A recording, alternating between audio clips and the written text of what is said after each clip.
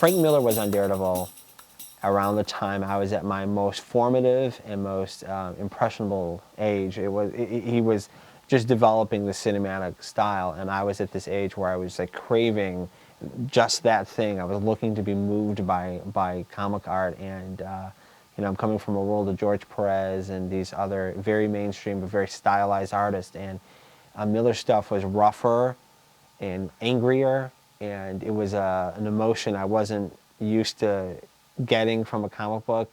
The issue where Elektra died, 181, which is, you know, probably the best crafted issue, and also there's something that's very hard to do for us comic creators today, which is really keep the element of surprise. Then we were just turning the page, and I'm like, oh my God, she's dead, and I care, you know, and she's really dead. So it was violent, and it was disturbing, and I remember being shocked. I mean, well, you throw it across the room, like, oh my God, I have to sit down. So, yeah, so those are very influential, and that feeling, that Daredevil 181, is what every single comic creator of my generation aspires to do.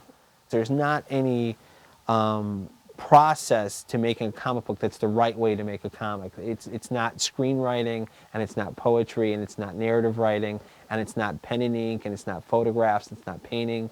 It's all of these things. All of these things can make a comic. Anything that produces a sequential images that tells a story is how to make a comic. And anything you can do to visually or narratively express yourself makes a comic. So always put your character in the place they least like to be.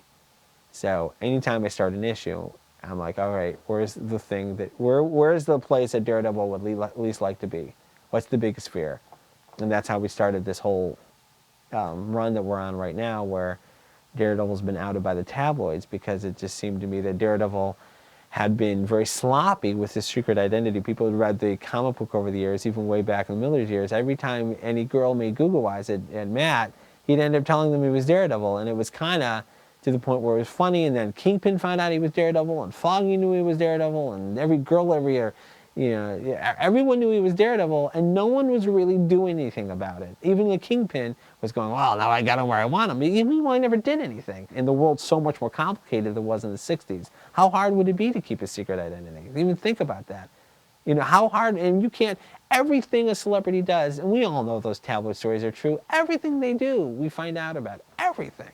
There's videotape of everyone doing everything to anybody, right? So I go, here's the story of a modern society superhero. Let's really tell it and see how he deals with it.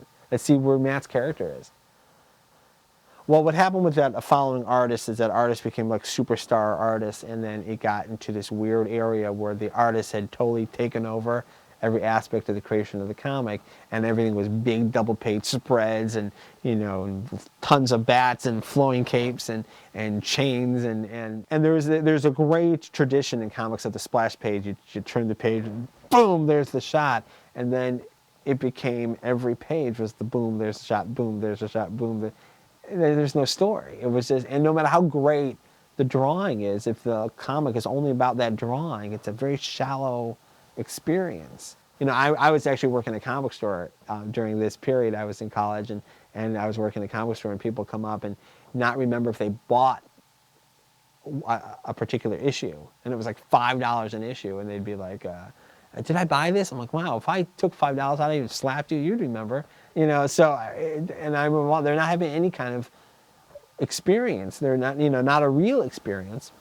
What we're in now is very writer oriented, and what you get there is, from the most basic level, what's attracting to the comic book is an idea or a series of ideas, and that's so much more captivating than a pinup.